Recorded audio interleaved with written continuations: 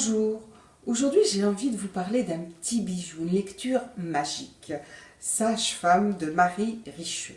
Alors ce qui séduit ici d'abord c'est l'écriture, la beauté de l'écriture pleine de finesse, d'élégance, de poésie et qui nous introduit dans l'univers intérieur d'une femme, Marie, la narratrice. Tiens, comme c'est amusant, le même prénom que l'autrice Marie Richeux. Et cette femme, Marie, se trouve en vacances en Lozère avec son compagnon et sa petite fille de 3 ans.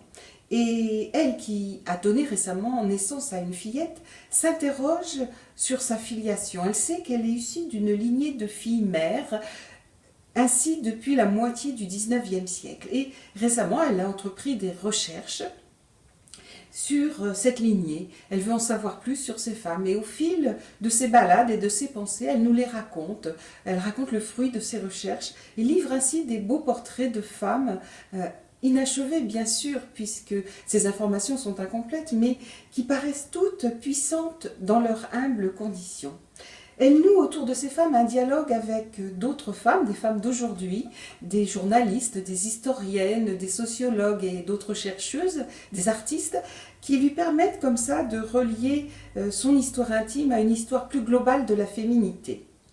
Il est beaucoup question ici de tissage, de couture, et sans doute ces femmes ont-elles vécu de travaux d'aiguille par le passé.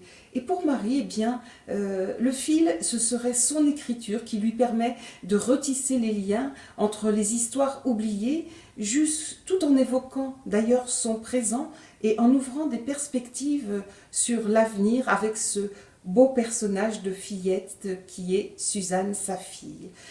Il est question de sage-femme, de femme sage, de maternité, bien sûr, du mystère de la naissance.